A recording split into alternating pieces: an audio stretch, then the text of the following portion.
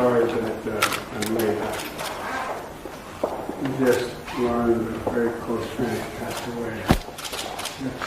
And he was more than head of the AFL-CIO. He was a good, close personal friend.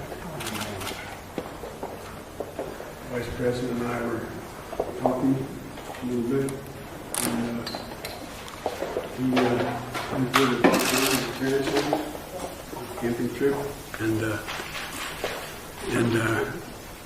at least he was the people who adore him.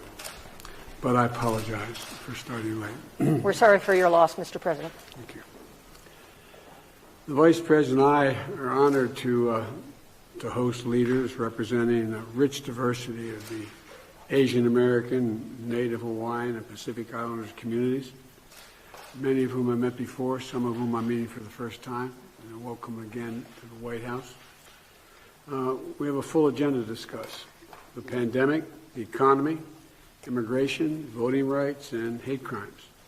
In fact, let me start by acknowledging that on this day, in 2012, I was with another friend who's half Sikh. He's a Sikh, and we were on dealing with the 10 people shot in a hateful act of bigotry at the Sikh temple in Oak Creek, Wisconsin.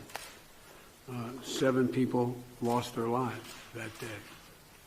Today, we honor everyone impacted by this tragedy, and we think about all the pain during this pandemic with the rise of hate crimes, harassment, bullying, and other forms of bias against Asian Americans. It seems not to stop.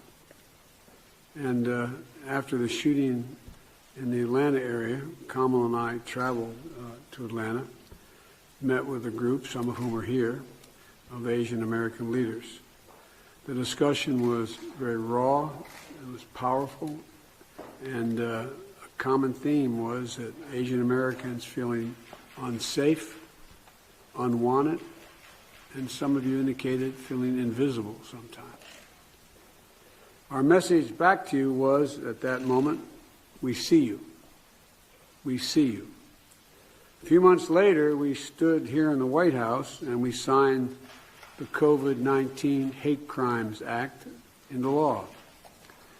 It also was a powerful moment, showing that we can come together, Democrat and Republican, we can come together as a nation and truly look out for one another. You know, that's why we wanted to convene this meeting, to continue to strengthen our efforts, because more must be done, in my view, our view.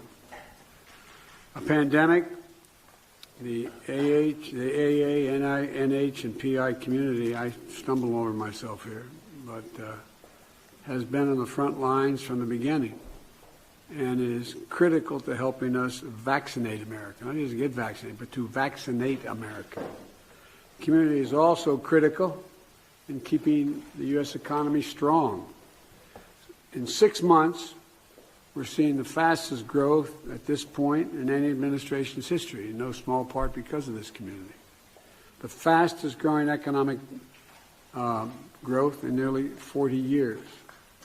And now we have an opportunity to make historic investments in our infrastructure and in our families, and finally build an economy that deals everybody in. Just doesn't come from the top down, but from the middle and the bottom up. And creating millions of good-paying jobs in every community, including the AA, NH, PI communities, and delivering affordable child care, paid leave, universal pre-K, as well as community college. There's work to do on immigration. There's work to do on voting rights, and so much more. On my first day in office, I signed an executive order to advance racial equity and a whole-of-government approach to address inequities and injustices in America from every agency. And this group's input has been critical and continues to be critical to that approach. And I look forward to the discussion that we're about to have and the actions that, God willing, we'll be able to follow. So I want to thank you all again for being here, and we'll get to our meeting. Thank you. Mr. President, Governor DeSantis is using your words, Come sir. on, you guys, let's go. Thank you. Come on, you guys. Thank you. Let's go. Thank you, guys. You guys, thank you. Let's go. Come on, let's go. Thank you. Thank you. Let's go.